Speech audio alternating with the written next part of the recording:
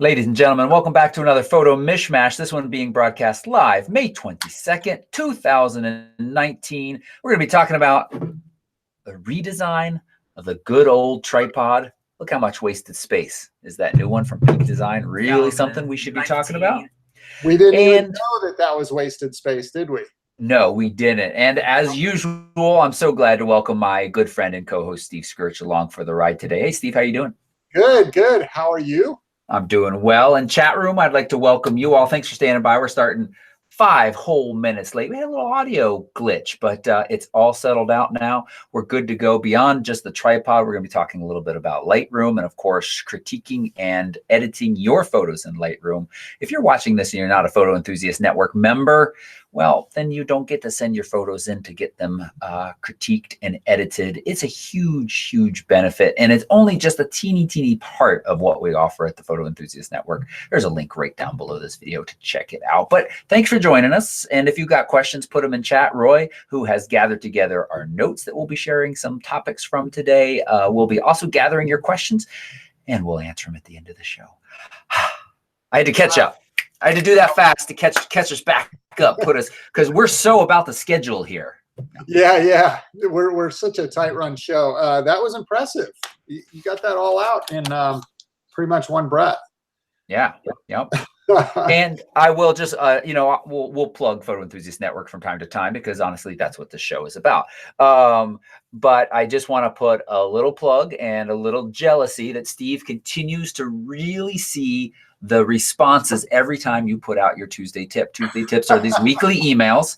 I have admitted on prior shows that I have a little bit of a competitive streak, and I'm always curious to see which ones are going to spark the most responses. And there's Steve again, writing this beautiful article on taking your time. I think, is that how, actually, I should let the author summarize it. Steve, will you summarize that? Yeah, it was, well, first of all, thank you very much. I appreciate those comments a lot. And I laugh because I'm not sure where the responses are coming from if you're just reading comments on a Facebook post or whatever. Sometimes I get emails and stuff like that from people, which is always really nice to know that, I've said something that happened to strike a chord with somebody. But what I tend to do is a lot of times I'll just kind of write from the heart. And the introverted side of me finds that if I write something down on paper and I can send it out there, whether it's social media or with you guys or whatever, it's like I can kind of let my personality go and I can put my heart out there. I have probably a harder time doing that in person than unless I actually know you and feel comfortable doing that. So it's kind of a strange thing. But having said that, I've said this before, my photography journey is very much a heart-based sort of thing. It was a big change in my life years ago when I decided to leave a successful corporate career and be a professional photographer. I always word it that way, but really it was, I felt like I've been an artist my whole life. I was just a square peg trying to fit into a round hole in the corporate world. So it was almost going back to my roots. But the tip was just about relaxing. And I kind of put a funny analogy in there about Lighten Up Francis from the movie Stripes, for those of you that have seen it before. And great reference. And that is the God honest truth, what I wrote there, because there are so many times when my mind is just racing and I'm rushing to get a photograph. And I hear this little voice in the back of my head that just says, lighten up, Francis. And it's kind of like, to me, it's kind of like, get over yourself. Who do you think you are that you think you have all the answers and you can just rush to get a quick shot and move on? Like, you're not that good. You need to just lighten up. You need to relax. And furthermore, take in the moment. This is bigger than just getting a snapshot. This is your legacy. This is what you decided to leave a whole corporate lifestyle behind and take on as what you want to do for the rest of your life and what you want to be known for. So, hopefully it spoke to a few people. I've heard from some of you, and there's been some really nice comments. The insecure side of me says, I'd love to hear from you because I want to know that I'm not alone in these thoughts and feelings. Like, I have trouble going to sleep at night because my mind is just constantly going. And when I really lighten up and relax when I'm taking pictures, I find that I take much better pictures, but more importantly, I remember what I was doing when I took that picture. So sorry for the long-winded explanation, but it means a lot to me. It was from the heart, Steve. It was from the heart. So Yeah. that's totally acceptable. No, and I've said it before and I will say it again. I'll repeat this because there are a couple of components that make pen so awesome. And one is that each of us writes from our hearts or our brains or our souls. We all come to this from these different directions. And Steve, I really love your thoughtful kind of relaxing Tuesday tips where it gives us something to think about. I love the analogies and the screenshots that you bring in, or the grabs from different movies, or the signs you've used in the past. It all works together. And mine, I tend to be a little bit more technical based, and so then there's this, I feel like, this nice mix. And then same with Dave and Allie. Allie sometimes I think tends a little bit more on the heart side of things, and Dave, he's all over the place. The content just is just a nice diversity and variety that I think really helps photographers who didn't maybe even know that they needed that kind of advice at that moment, but then it really speaks to them when they start reading it. Yeah. Thanks. I appreciate that. And you touch on what I consider to be the greatest asset of the four of us working together as co-founders with this company is the camaraderie and the similarities that we have in terms of a passion for photography and a lifestyle and wanting to help other people come along that journey. And we truly mean that. But the differences that we bring to the table, and not all the time, but most of the time, the huge respect that we have for each other's differences. Yeah. And I say not all the time because we're like a family. Sometimes we just spend too much time touring together in tight quarters, and things can just get intense. But we're never like nasty with each other or anything like that. It's just like a family. Sometimes you just need to go home for a week and then come back on a new tour. And but behind the scenes, what a lot of you guys don't see is that we truly are best of friends, and we all have a huge amount of respect for each other. And it is nice when that comes through in some of the writings, whether it's technical or heartfelt. I think that it's a really nice sort of vibe that we have, or spirit of this organization. So. Yep. And so what we're talking about right now is a Tuesday tip. That is an email you get every Tuesday in your inbox. It also gets posted to the site. We've been running now for a year and a half, a little bit more than that. And so all of those past Tuesday tips are archived for your easy perusal. They're all there. They're fantastic. You also get a new video each week. Last week you got 2. But I realized this yesterday. I still haven't done anything about it yet. I didn't send out my video. It's online, but it hasn't been sent out yet. I did one on the new texture slider in Lightroom, which we'll talk a little bit more about because I've been using it a little bit more. And I have to say, I like it. It's nice. And 2, I put out a video showing and talking about shutter speed examples with a picture, with a running dog, and very excitingly, a potted plant. So I will be sending the link out to that. And every week you get at least one new video, plus you get the Tuesday tip, plus you get the access to the community. So there's a link right down below this video. You can check out more information. Yes, indeed.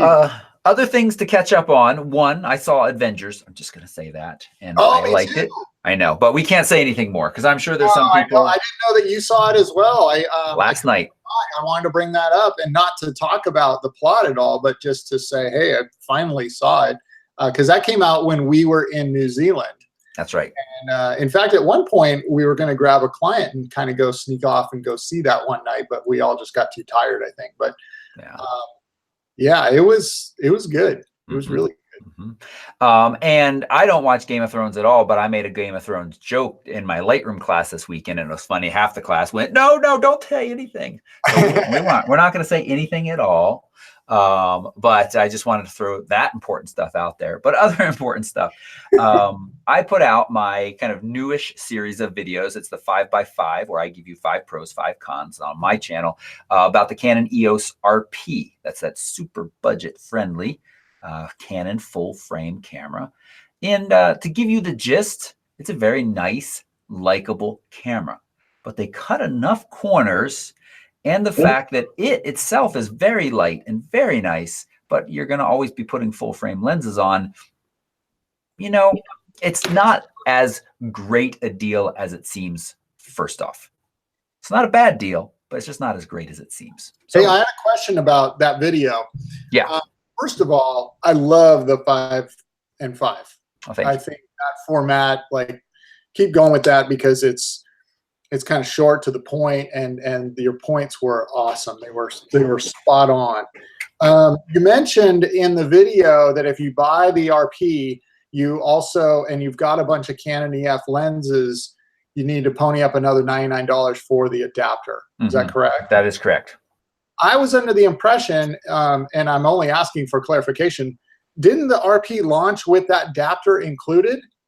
You know, I think it did, but I don't think it is still. Let's double check that I am not incorrect about that. That was kind of a launch thing. I thought we had talked about, like, that was a really good move by Canon to include that because so many people have EF lenses. Yeah, so that $12.99 price is body only, no adapter. Now, okay. I think I do remember that was a launch deal, and that was smart on their part, but they didn't continue that deal. Yeah, yeah, they should. They should have just thrown that in there. Yeah, it's reviewed fairly, 63 reviews, 4.5 stars on B&H, and again, it's not a bad camera. But go watch. Just if you're considering this, it's certainly 5 good things to think about, 5 not so good things to think about, and weigh those out. Each has a different value for you as a photographer. Yeah, I read a lot of. I have a lot of hobbies outside of photography. I like cars and stuff like that, and so I read a lot of reviews of various products and things out there.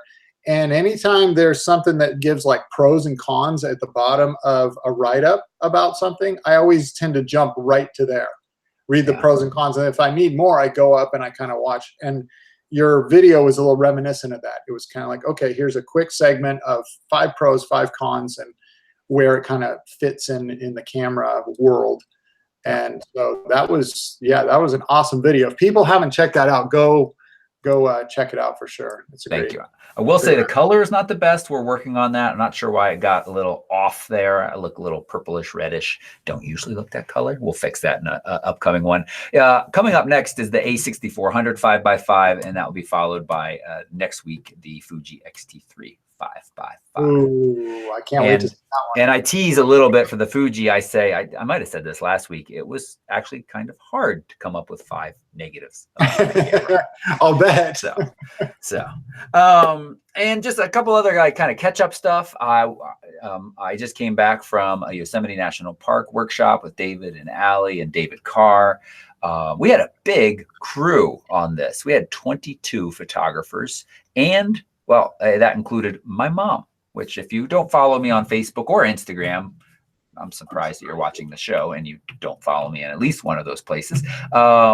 But it was wonderful to have my mom along on the trip. And I let her borrow the GH5. I thought that was kind of the friendliest camera I had on hand for her to use. And she used to be the family photographer, just mostly point and shoots. But when she was first working in her early 20s, she actually worked in the photography department of ILC. Those are the folks that made the first spacesuits that Neil Armstrong and all those guys wore on the moon.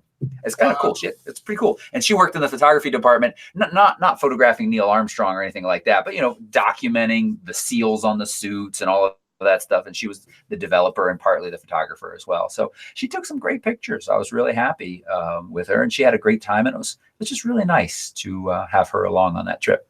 So did some of her training as a photographer years ago, even if it was light training, did some of that stuff, that language, come back to her as she was out shooting with you guys and you're doing it over and over and over again? Yeah, definitely. Because like on our way to the park, she was throwing out f-stop, and I was like, "All right, Mom, f-stop." She's like, "I don't know what I'm talking about." She got a little uppity.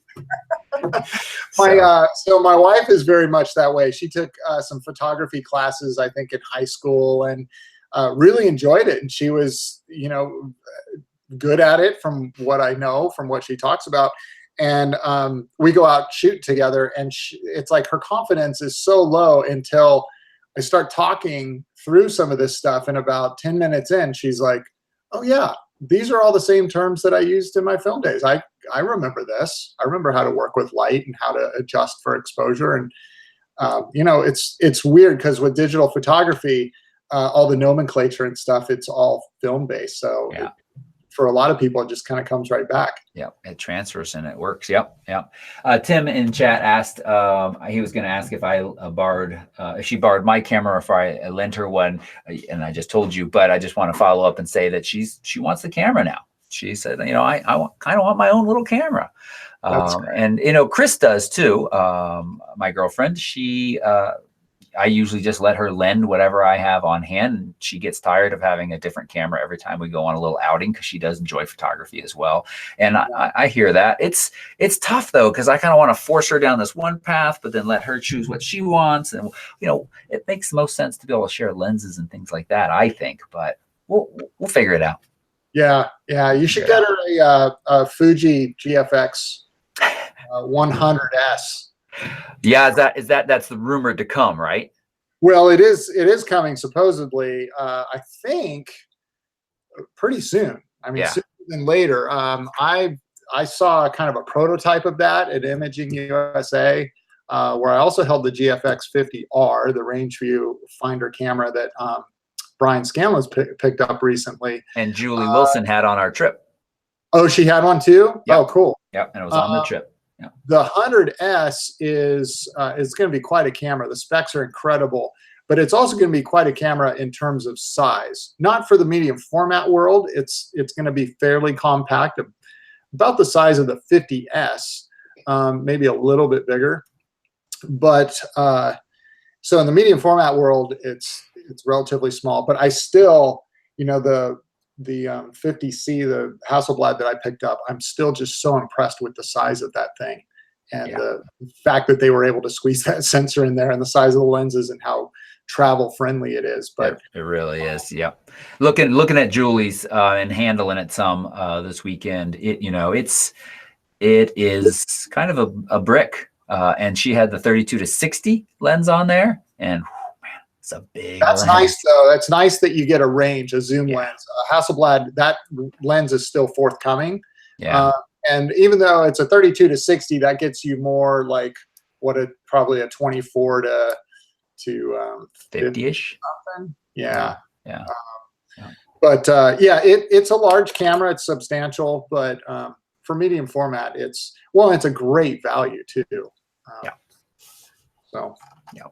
Well, we jumped ahead a little bit because we do like to talk gear. We'll come back to some gear stories in a few minutes, including the Peak Design tripod that we're all just moments ago, literally while Steve and I were troubleshooting the audio, I got an email from my contact at Peak Design, and I should have one on my way very soon to give you all my hands-on opinion. But there's a lot of good hands-on out there already, and we'll talk about some of those pros and cons we're looking at. That's awesome. Oh, hey, before we go into Lightroom also, I want to give a very special shout out to Timmy Scott, who I know is in chat right now. He is the McKay Photography Academy Student of the Month. Some emails went out, some posts on Facebook and stuff like that. I haven't had a chance to respond yet, but I saw all that stuff. And I'm just really proud of him. I love that the McKays do this. And to me, it's a really big deal. When I was one of their clients, I was a Student of the Month years ago. And I mean, I was so stoked. It was like the first feather in my cap. Like, wow, I've actually been recognized by somebody that I respect and admire. And Tim is so well deserving of Student of the Month. It's almost one of those guys where you're like, geez, why did it take so long for his name to be in that mix? But I'm really proud of him, and his photography is just, it's amazing. That's awesome. So, yep, he is. He's a great dude. You know, you like to see that kind of stuff happen to really nice people, and I consider he's an all right dude. Let's not get yeah, blowing his head up here. You didn't see him on the Antarctica trip. I mean, just kind of a mess. We had his wife with him. He acts like a total ass in front of his wife. Oh, she keeps him in. Oh, come on, she keeps him in line. If it wasn't for Megan, and Tim knows this. I mean, that's true of most of us, though. So no, I kid. What is it? Every good man's a great woman, and that is so true with Tim. I love how we turned this into a slight Tim roast, but it's because we love you, Tim, and I think you know that. And it is so well deserved, and it's nice. It's nice to see that. One more thing before we dive into the Lightroom, but it's connected to the Lightroom. I have announced that I'll be teaching a Lightroom 2-day class in Sacramento, June 22nd and 23rd. It's coming up soon. You can save on the early bird pricing. You save like $50 if you purchase now soon. I'm going to keep that class very small. It's going to be lots of good one-on-one instruction. We're going to go through everything you need to get comfortable in Lightroom with both importing, organizing, and editing. So did you say what you charge for that class? It's $349 with the early bird pricing. It'll be $399 if you sleep on it and then at the last minute decide you want to join. Oh man, that's a good deal. And photorec.tv/LR class. LR class will get you directly to that shop link. Right on. That all said, let's dive into Lightroom. One of the parts of the show that we love doing is kind of giving you all feedback on your images and showing you how we would edit them. And so we've got 2 to work from today. First up is Pam's Tasman Glacier. Steve, you're seeing this? Yes, I am. Okay. One of the questions we get often when we're photographing, either both kind of out in places like this, or, sometimes like last week, Skylar asked about, photographing the Washington monuments, keeping people in, taking them out. Here, it seems like a fairly deliberate choice on Pam's behalf to keep the people in. And I like that because it immediately gives, it tells a little bit more of the story. It tells how close we were. If it was just this ice in front of us, we might not know. Was that with a wide angle lens or was that with some crazy telephoto? And we also just kind of get a little bit better sense of scale too, as that ice is up above these heads and we clearly are quite close. Yeah, this is really cool because I've talked many times about taking the viewer from being an observer of a scene to being a participant in the photograph. And that's exactly what Pam did with this shot. Not only do you feel like you're right there in the boat looking at the scene, but you almost feel like you're the person on the left side that's bringing the camera up to your eye and taking the shot. It's an interesting kind of foreground that she included here. The question I have is, I see it's with the EOS 80D. Do we have the lens that she used? She's at the 14. 14, okay. Or it was at 14. I think it was probably with, I think she has that 10 to 18 with it, and I think it was the 14. In chat, I see her asking how she'd specifically like to edit out those solar spots. I think you mean these artifacts around the sun. Yeah. That's what I think. They're tricky. Some are really easy and some are very difficult. In the case of this photograph, it's going to be a bit time consuming. You can see some of the purple ones that came out. There's one right at the tip of the iceberg. There's one right in front of us that are, I mean, it's all doable. It just takes time. Kind of like last week when we were working on one of those pictures. It's not, Toby, you can correct me if you have a trick to do this, but that is not something that I would do in Lightroom at all. I would take that into Photoshop, and I would kind of clone stamp from other parts of the sun, put it in there, and just move very slowly to get that out of there. But if you can show me in Lightroom. Yeah, no, I agree. The only thing that I was wondering if we could be successful at is kind of decreasing the colors here through the HSL panel. But, this is mostly blue, and there is a lot of blue in this image. And we start to take this blue out, and we're going to take all the blue out. You could do a local area adjustment to decrease saturation and that sort. But again, you're going to be left with this very clear, bright spot, even if we take away the color from it. So that's really just not going to be great. You could take out some of these little brighter spots down here. I honestly didn't see this one at the elbow. I saw the ones up here, which I think, don't really bother me a whole lot. This one doesn't really bother me too much either.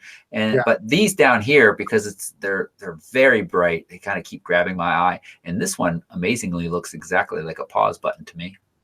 It does. So, you know, what I would probably consider doing with a picture like this, now let me say this. If this was a photograph that I was going to enter into competition, or I was going to blow it up really big, or something like that, I would take a lot of time to maybe work on those spots if I found that they were just too distracting and I needed to get them out of there. Being that that's probably not the case with this photo, it's just a great photograph that shows perspective. I would tend to leave a lot of that stuff in there because, you know, sun flare does occur. In fact, you know, you got directors like J.J. Abrams that uses flare a lot in the way that he films and stuff like that. But it's one of those things where you almost have to sort of correct it at the time that you take the shot. Like, you take the shot and you look in your camera, and it's really hard in a bright environment like this. And then you say, okay, well, the flare wasn't quite in the right spot, so you move your body and try to get the flare to appear in different areas. But you know, I don't know that I'd really work on taking it out. I see what she's saying, that one blue spot, especially once you notice it, it's kind of gets a little annoying. But this, and I mentioned this last week too, I've got that tutorial on creating a sun flare, and you know, where you really kind of over brighten. You use a radial filter and you over brighten where the sun is, and you add some warmth to it and stuff. And it's almost like you just go, oh, that's looking good, actually. You just make it something that is quite intentional, and in warming it up, it drowns some of that out. So that's looking nice what you're doing there, Toby. yeah, we're gonna have a little bit of glow. So Pam, all I'm using is the clone stamp tool. That's S. And you sample, and then we have a lot of pen videos on this fact. And then I'm just kind of painting over. I did a real quick job. We still have a little bit of glow, but you actually kind of have that all the way because this elbow is backlit. So a little bit more off of there, and you could fix that up. You might be able to do the same thing up here. Again, I'm gonna get with that, I mean, you can just sample and kind of paint in a different texture even if you have to, but because it's a pretty forgiving space. Yeah, I think that. And the only other thing, Steve, I think I'd brighten the shadows just a little bit. Yeah. Because you kind of just get lost in this dark area here. I just want to see if it's prominent enough. I want to see a little bit of texture and detail in it, but otherwise I think that's pretty cool. And the shadows would bring up and kind of even out the ice as well, so that it have a little good healthy glow throughout. Yeah, and Pam put a chat room comment, Photoshop, right? And that is correct, Pam. Getting back to kind of the first thing I had said is I wouldn't do anything with removal of something that prominent in any program other than Photoshop. Yeah. Because it just, and just in case you guys haven't heard me say it before, Photoshop actually alters the pixels of the image. So that's why it's so much more powerful, where Lightroom is non-destructive. It's just giving you a set of instructions on how to view the image based on some of the edits you've told it to make. But as a result, when it comes to manipulating pixels and picking from different areas and stuff, it's just not quite as powerful, doesn't do quite as clean of a job as Photoshop. So I would, you know, when it comes to that type of work on a photograph, I do all of that in Photoshop. Yep. Agree. All right, let's move on. Kevin Walk's got another little flowy stream photo. Cool. Kevin, good job on this one. I like the fact that, because we've seen some of his flowing water photos lately, especially in the woods and stuff like that. And one of the things that I've noticed with some of his pictures is that they're not as simplistic as I'd like them to be. It's like I want to crop into a certain scene within the larger story to really be intentional about what the viewer should be looking at. With this picture, it looks like he kind of nailed that. Like, there's no sky, there's no branches or anything like that. You have water flowing around the rocks, and it's coming at you with that great foreground. Yep. Yeah, I, I really agree. The fact that you feel like you're standing right there and it's all coming to you as the viewer, or you yes. can go into it very easily. There's no trick to this path, just straight on in. I really like it. Nice. I assume that he's done edits to it. I don't see any sliders move, so it's probably not a DNG he gave you, right? He gives me PSDs usually, and so I'm almost certain he's done some editing to it, but we don't get to see those over here in Lightroom. I would consider just making it pop a bit more. Maybe increase some saturation and some contrast. And the texture slider could be awesome right here because you see more detail in the rock, and just really make it something that makes the viewer kind of stop. Now, of course, there's always that balance between too much saturation, you know, being salt on a dish that ruins it. But in this case, you've got quite a bit of leeway. Mm-hmm. So I just wanted to see it because it is kind of a smaller scene and it's relatively simple. You have some leeway to make it really punch and have a little bit more more drama to it. Yep. I'm glad you mentioned the texture slider. As I kind of said in the opening, I've been pretty happy with it. It really seems to grab onto just what you want. Now, I will say, Kevin, that I feel like 1/6 of a second here, just a teeny bit slower, might have smoothed out some of the stuff that to me is a little distracting, and texture does seem to grab onto as well. But you know what's nice is you can apply texture globally here in the present section, this slider. If you don't see the slider, you haven't updated your Lightroom recently. But you can, of course, also do it through a graduated filter, radial filter, or the brush even. It is a slider within the brush. And so you could zero out everything except for texture, and then, of course, just paint it onto the rocks in as much as you want. And then you could even decrease texture a little bit. I'm curious to see what happens. So this is one brush, just real quick, brushed on. Let's do a new one, texture down, and brush onto the water and see if we get just a little bit softer. So, and I'm not convinced that I love texture for skin smoothing, but I've only done a couple sample portraits since it came out. So I'm reserving judgment on that, but I certainly love it for bringing detail out in landscape photos.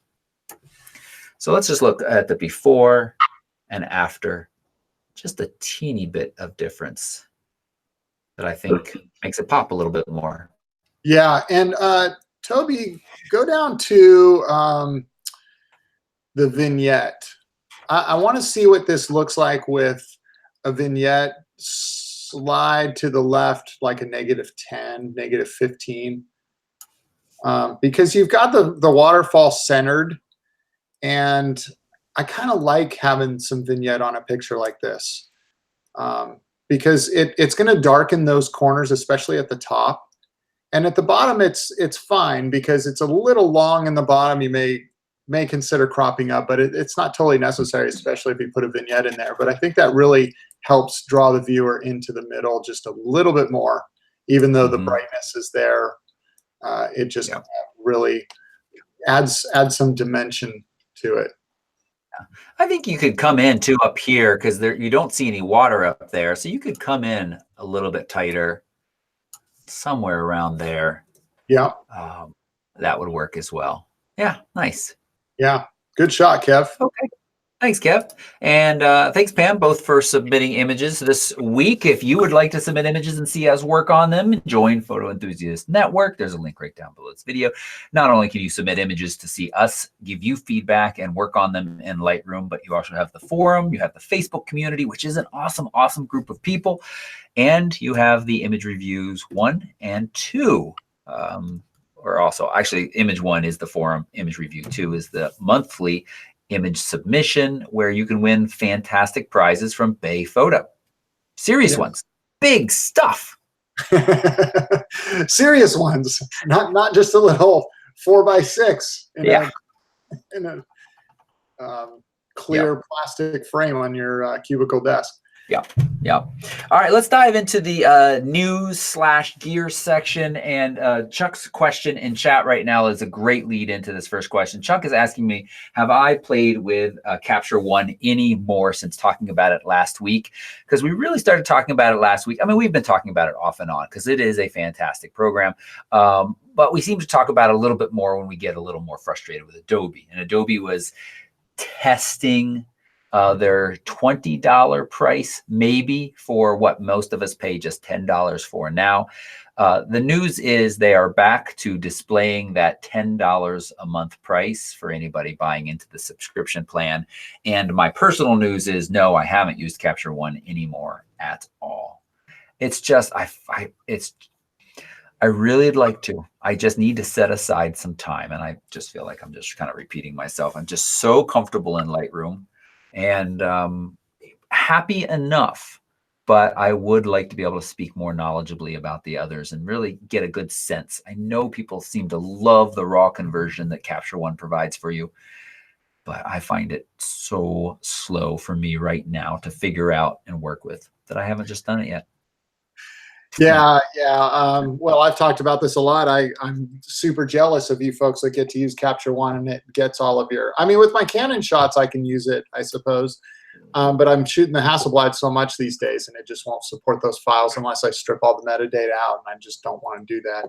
I did get a chance to play around with Hasselblad's Focus. That's PHOCUS system that kind of comes with the camera if you're a Hasselblad. In fact, it might be free for anybody. I don't know, but it's impressive. It's good. It's got some of the rendering and functionality of Capture One. It has layers, the ability to do layers within it and stuff. But I'm so comfortable with Photoshop, and I don't see Photoshop ever going away in the near future for me. Even when I was using Capture One a little bit, trying it out, I would still pull photos into Photoshop to finish them. I just like the processing and the rendering of colors and the raw image that Capture One did better than Lightroom going into Photoshop. So I got a little frustrated with Focus because compared to Lightroom, it just wasn't nearly as robust, and it wasn't like a wow factor for me, where when I did use Capture One and I kind of learned how to do some basic edits, it was a big wow factor. Like I just couldn't believe, it just seemed like the photos had way more data than what I was seeing with the sliders in Lightroom. Like I'd move them just a little bit in Capture One and I'd get huge results, where Lightroom, I felt like I had to swing the sliders all the way to the left or right and back it off a little bit. So just, you know, my 2 cents on that whole thing.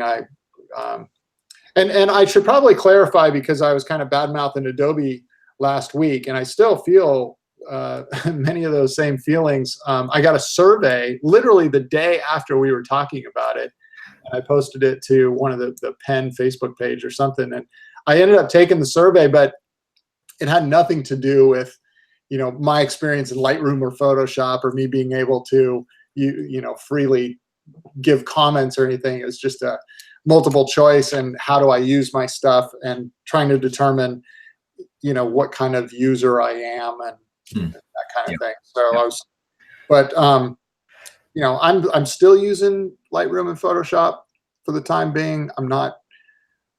I just think that there's other stuff that's coming up that's really giving them a run for their money, and it's just disappointing to see them not speeding that thing up or just cleaning it up, simplifying it, having all these different branches to it. It's just weird. Yeah, I agree and disagree a little bit. So I haven't played with Capture One, but I've been doing research and kind of looking at what are the strong alternatives. And there really isn't anything that does, in my opinion, everything that Lightroom does and kind of coexist so nicely with Photoshop or integrate so nicely with Photoshop. There are apps that are very nice editor programs, but they're missing the really nice organization and full featured library side of things. Or there's apps that offer that really nicely, but then the editing is a little bit dumbed down, and for some people is plenty. But for what I'm doing, you know, Adobe works really well for me. It is definitely not as fast as I would like, though, and that is kind of a continued frustration. Yeah, yeah. Personally, I probably would be okay paying $20 for both of this. I mean, Adobe, shut up, don't listen to me. But I think that the $10 plan, they should keep it around, because if they do go to 20, they're going to lose tons of people to these other programs that do 80 to 90% of what this does, or maybe in two programs. So yeah. For me, it was just the principle of it. Like I said last week, if you want to do some price hikes, a couple bucks a year until you get to that $20 point in 2 to 3 years, similar to the way Netflix has done over the years with their streaming services, that's, I'm not happy about that, but that's just kind of the way you do it. That's fine. I understand that. But to just all of a sudden blindside people with 100% increase in the cost, it's just like I said last week, who the heck is doing their PR over there? And hopefully they're getting replaced or reassigned to a different task, because that was just a bad move. Yeah. Yeah, agreed.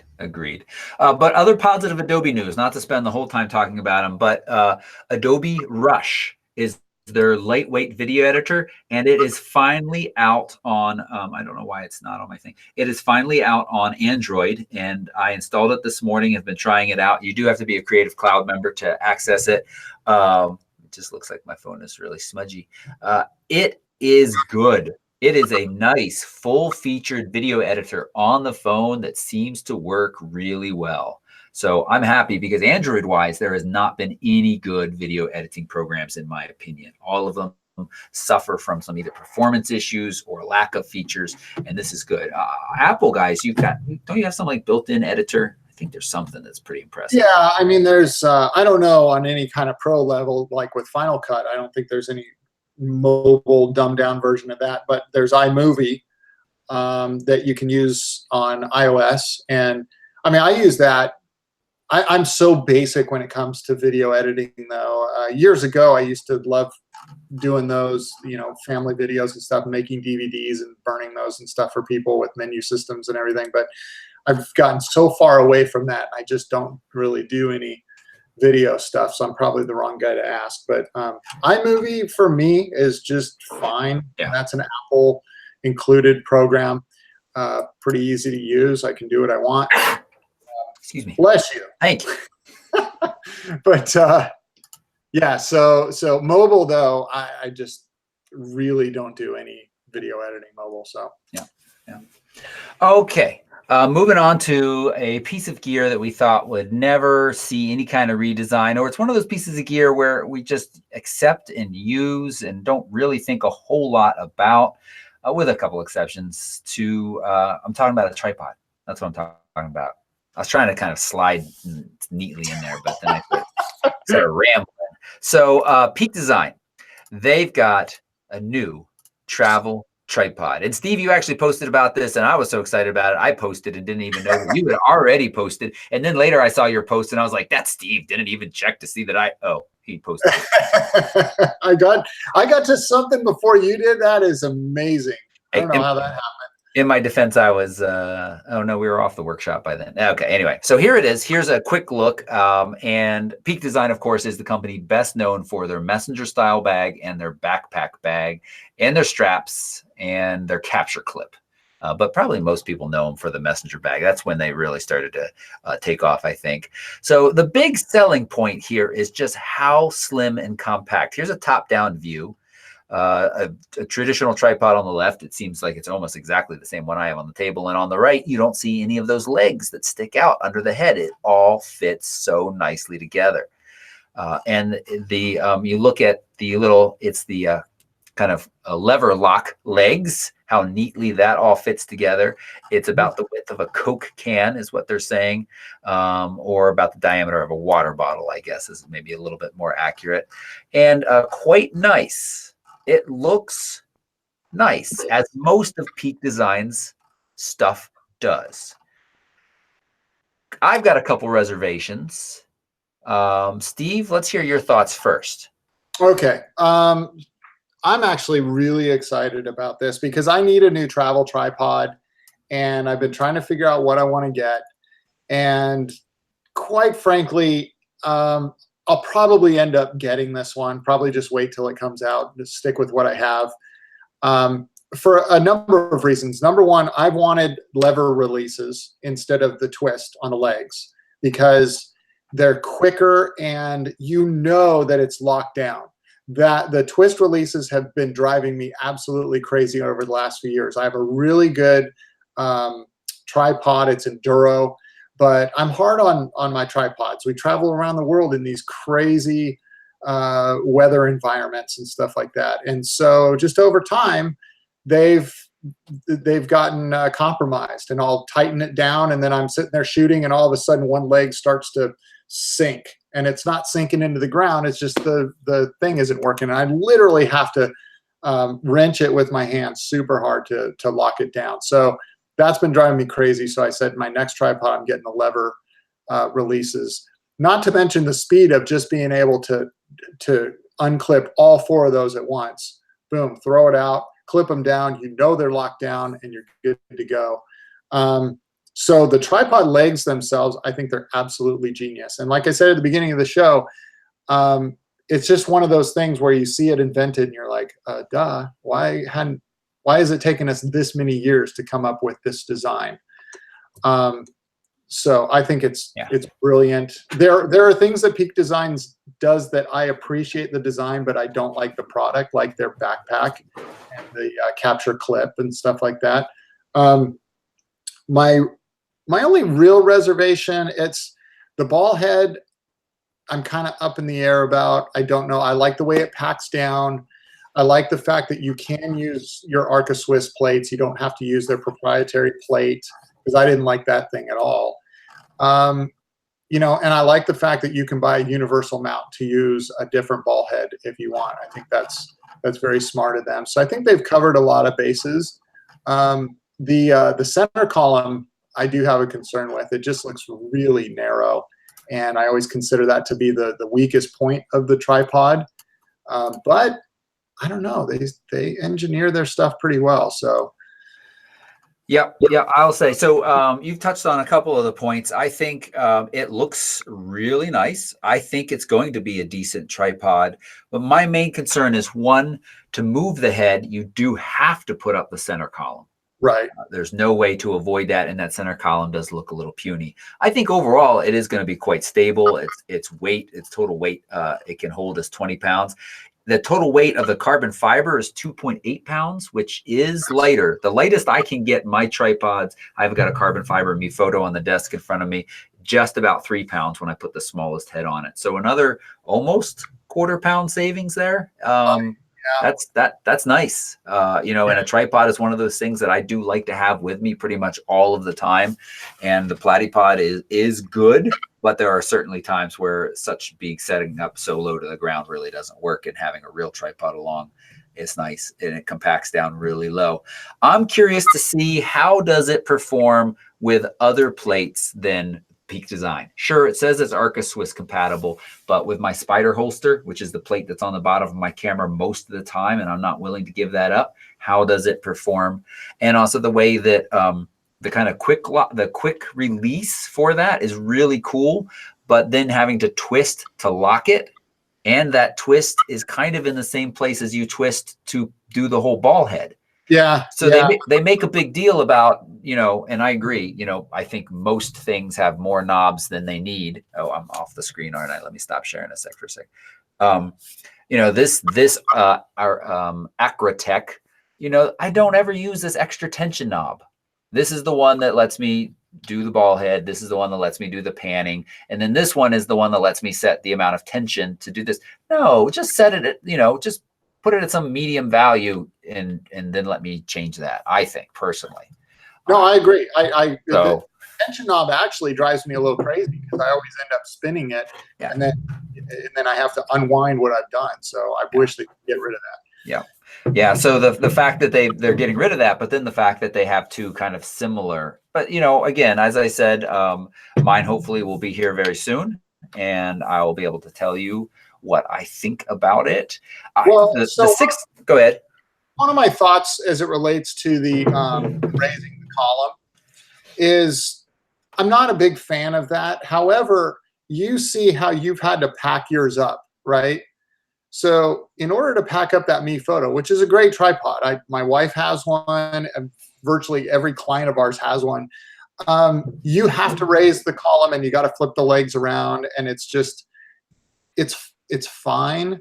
But okay, so maybe I've got to raise the column when I use it, but each time I want to, compact it down and pack it away, I don't have to raise the column. I just extend the leg. So it's kind of 6 and 1/2 dozen the other for me in terms of like time and use and stuff. Is okay. So I got to raise the column to get going to start out with, but I didn't have to lower the column from that compact design with the Me Photo. So yeah.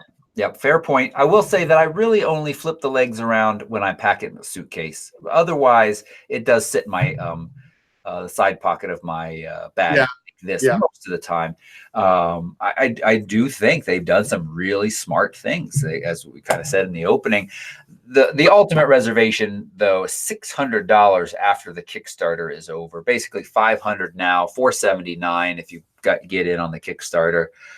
Delivery at the end of this year, December. So not anytime soon. And then $599. That's pretty steep. I mean, that includes the ball head. So it's it is steep. It's not like a beginner's tripod. It's somebody that has given some thought to, and then again, it's a travel tripod, So like there's compromises when it comes to travel tripods, and they tend to be a little bit more expensive because a lot of times they do sell them with a ball head and stuff like that. But compared to a Me Photo, it's very expensive compared to like what's the one that Peter McKinnon did a review on it, and I don't really recommend it because it was sponsored by Peak Designs. I mean, he's a fun guy to watch, and it's an interesting review, but it's very heavy, pro Peak Designs and stuff. His tripod was I don't know, $1,000. So compared to that, it's a bargain. My ball head alone was $500, and the legs I think were $300. So but I don't really want to replace my ball head either, and so I'm kind of spending $600 for this thing, and I don't really want the ball head portion of it. But so that is a bit of a reservation. But as far as just as a professional shooter who uses my tripod for travel all the time, the leg design and the weight of it and stuff is a huge asset to me. Kevin made a mention about the levers. I tend to disagree. Levers can break over time, but you know what? My twisting things, I've been hobbling with that thing for the last 2 years. I didn't get nearly the lifespan that I wanted out of that. So, there's a lot of really good high-end tripods out there that use a lever system, and they operate for years and years and years. Yeah, it's interesting. And then the last thing that I just want to say, we wrap up. This is definitely the most time we've ever spent on tripods. But two things I want to say. One, you just talked about the price of your ball head and your legs together is pretty pricey. And I will say for people that are out there using it day in, day out, it does make sense to spend the money and get something that's, one, it's going to last you, and two, isn't going to frustrate you in the field. I've been pretty frustrated with this pretty pricey Acrotech ball head. I thought it would be great. I'm just trying it out. I think ultimately I'm going to go with the really right stuff like you have, because again and again, I look over there and it's just so dang simple that I like it.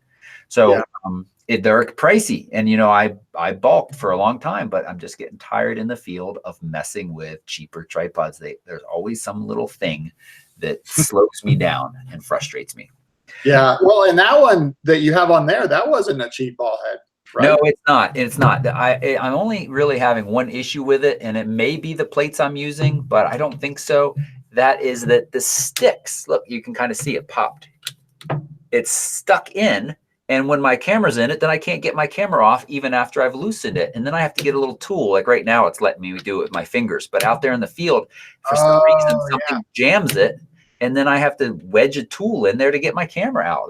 It's the unquickest quick release plate on earth, quick release head.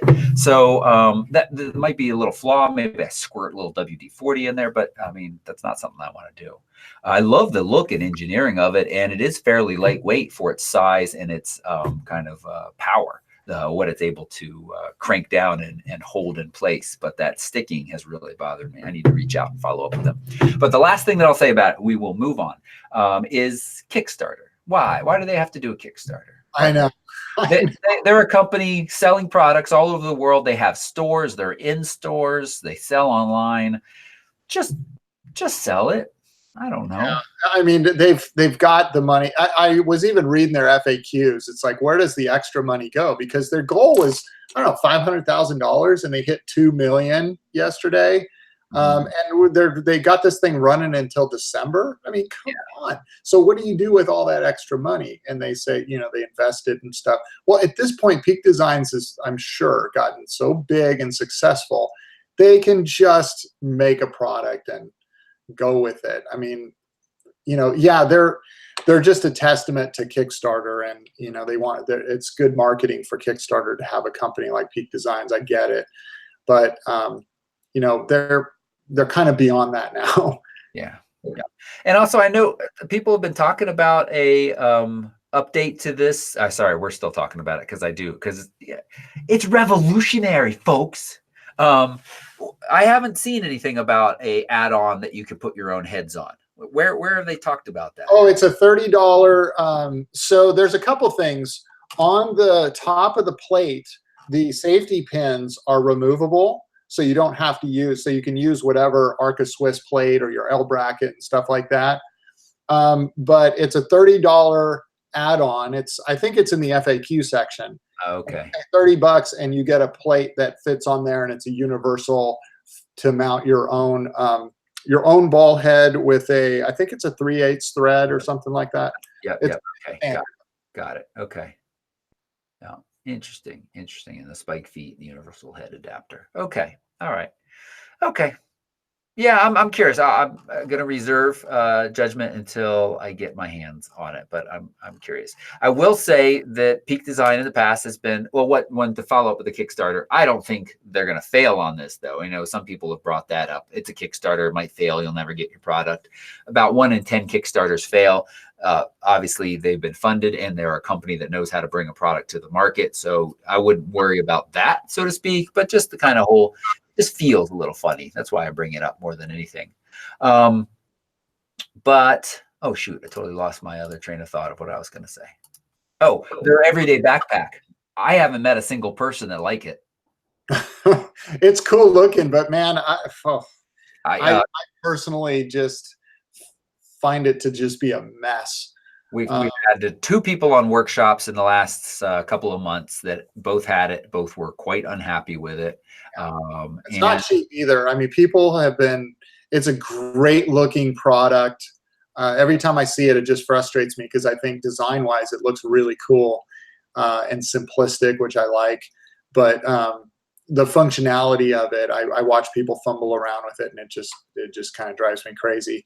And yeah, I've talked to clients on trips that have just been kind of disappointed. It's not to say that people out there don't love it. I know some people probably do, but I have heard people that have a lot of buyer's remorse on that thing. Yeah. Kevin Raber, who runs Luminous Landscapes, he plays the great part of a grumpy old man sometimes when we're at Sony events and Canon events. And he was, man, so many cuss words, I can't even tell you. I love him. He's a great guy. I really value his reviews and his opinions. And he was just like, it is a piece of beep, beep, beep, beep. That's all, we'll leave it there. Okay, let's move on real quick. I know, Steve, you and I both are always kind of keeping our eye out for the new MacBooks. We've got new MacBooks that were kind of surprise announced. We have 8 core. These are supposed to run Photoshop up to 75% faster. Have you looked into these at all? Are you interested? You're talking about the new Mac Pro? No, the MacBook Pro. MacBook Pro. Yeah. Running Photoshop's up to 75% faster. Yeah, I still want to update my my laptop, especially after this New Zealand trip, because I brought it and I love the laptop so much. It's identical to the one that you have on your desk right there. I've had it since 2013, and it still just works like a champ. So it's just so hard to replace it, but it's just so heavy compared to what you can get nowadays. So my big debate becomes, MacBook Air, MacBook, or MacBook Pro. And I keep wanting to go back to the Pro, but it's added weight and stuff like that. So I don't know is the quick answer to your to your question. Yep. I'm waiting. I saw Max, my friend Max, put out a video. I haven't got a chance to watch it yet. I'm going to watch and see what he says. He always gives these a really good test and shares his opinions and thoughts. I know with the earlier models that were just the 4-core, they had some overheating issues, and not necessarily that they overheated and caused problems, but they would get hot enough that the computer would then throttle them down, and you would actually end up with a machine that was slower than previous machines. And, same thing. This is heavy, but it's still doing a pretty good job of what I need it to do. And I've just gone to all my proper editing I do right here on this desktop that I'm talking to you guys on. I love this computer. It's super powerful. It's got a beautiful 5K monitor. It's great.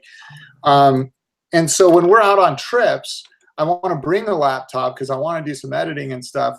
But really, all my heavy editing is reserved for when I get home. So I think ultimately what I'll end up doing is just something that's really basic and lightweight.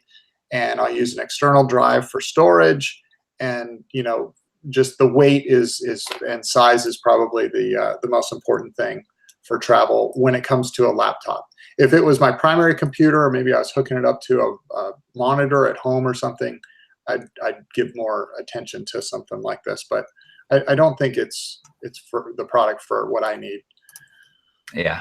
I think that's a really good point. And I am probably going to go down to a 13-inch as much as I like this, but eventually when I do 13-inch, and there are Windows machines that are bang for the buck a lot cheaper. But here's the thing. This is a late model 2014 that is still really doing the job I need it to.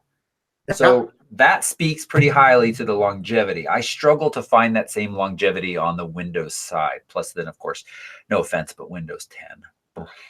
But, once you're into these programs, you're not really working on the operating system too much. You're mostly in the program, Adobe, or the editing, or in a browser. But it just lasts. It lasts and lasts. Yeah, they're built like a tank, man. It's kind of like my Canon cameras. They just keep shooting good pictures, and abuse the heck out of that product, but keeps shooting just as good of pictures when I opened it out of the box a few years ago. Yeah. All right. A couple of quick stories. One, we talked about the DJI Osmo, not the Pocket Osmo. It's just called the Osmo Action. Looks pretty impressive. We talked about it last week, though, so we're not going to talk about it any more than that. Other stories on here: the Sony, the Nikon firmware is out. David Carr and I were supposed to test it in Yosemite, but we were too busy looking at epic mountains and clouds, so we never did. But early reports that I've seen, it looks pretty nice. Looks pretty good. And I know Pam Case in chat, you've had some trouble getting that firmware to update. Just go back to your local camera store. They'll help you get that running. I know we've been back and forth. You should be able to just drag that bin file onto the root of the XQD card, stick it into your Nikon, and you're good to go. That's how it should work. I wish firmware updates came over the air. If I can update the firmware on my Hasselblad on a pretty regular basis, I'm sure the Nikon is much easier. Yeah. I'd love to see them integrate the firmware over the air, though. Samsung did that with their NX series. Yeah. It's got Wi-Fi, just and that somebody else, maybe Fuji, can do it from the phone. You just connect them and it just sends over what it needs. It's nice. Come on. Yeah, if you have Wi-Fi capability, why can't it just update the way we do, with our cell phones, and just auto update when it connects to the internet? It just doesn't update. Of course, I don't know. That's usually a closed circuit network, and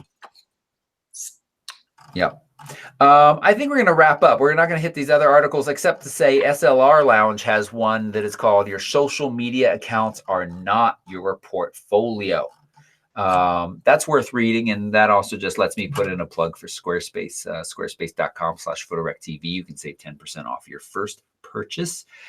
Build a beautiful website. The thing about these social media feeds is you don't have control over what's being displayed around them. what else somebody might go look at, you know, above or below your picture or next to it. You don't have control even exactly what aspect ratio you choose unless you're doing some white boxing or letter boxing. And then that's silly, taking up space that should be your image. And you don't even have control over the quality that they're displayed. I was telling my class the other night, I did a quick little 3-hour Lightroom class when I was down in Sacramento. And I said, you know, all of our friends' eyeballs are on Facebook, but it is literally the worst place to look at your pictures when you want to see them in nice quality. Yeah. Frustrating. So think about getting someplace else to put your stuff. And a reminder that we've touched on a couple of links. Roy collected a bunch more from the last week's news, all about photography and gear and tips and tricks for you. You can find all of that at photorec.tv/MMH. MMH. I think we're going to start to wrap up. We do have photos from space, and I'll say photos from space. And we have an astronaut that has captured a gorgeous picture of the crescent moon. Let me share that. Oh, it's my favorite moon. For just a second. Your favorite moon is the crescent moon? Yep, absolutely. Nice. Yeah. Always reminds me of one of my favorite Cowboys Junkies albums too. Pale Sun Crescent Moon. Ooh, does that have Sweet Sweet Jane on it? No, that was from the Trinity Sessions. Ah, okay. A prior album. So Pale Sun Crescent Moon may have come out after that one. It was later than the Trinity Sessions, but anyway, it's just I think the title kind of I like the Cowboy Junkies. I always have, but I don't know. Crescent Moon has just always been my favorite since I was a little kid. Nice, nice. Now let's critique this for a second. What do you think about this bit of International Space Station creeping into the shot, Steve? I don't like it personally. I think that this photograph could be just a stunning minimalistic picture without that in there. Just that kind of glow coming off of, I don't know if that's the Earth's surface or what we're looking at here. But I understand it's, look, you're on a space station taking a photograph, so maybe you do want to show it because you're just rad if you're doing that. But as far as, you know, critiquing a picture, I would rather see the simplicity and not be distracted by that big thing that looks like a film strip on my left. Yeah, I agree. And it's just such a bright, shiny color that this image, you know, it helps to let us know that this photo was taken from space, but I don't really think we need that help. No. No.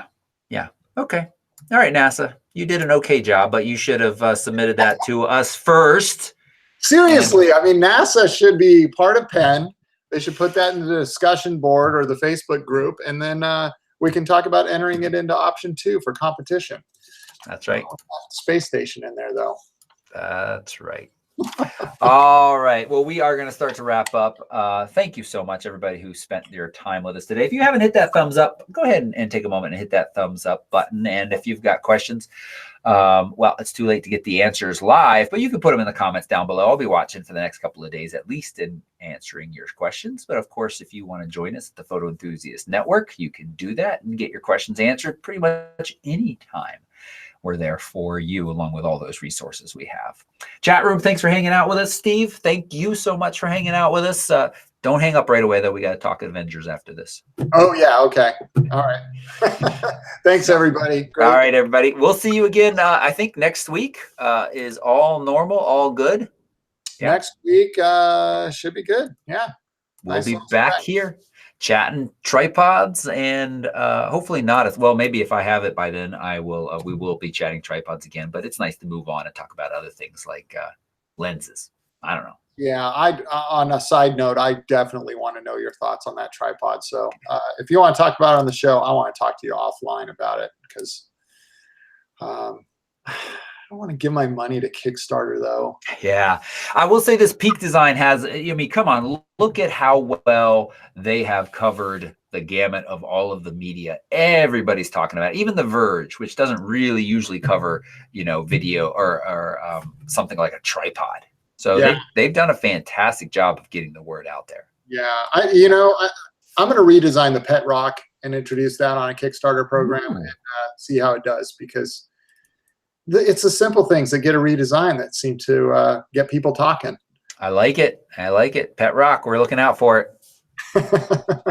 See you, and on that note, bye-bye, everybody. We'll see you next week.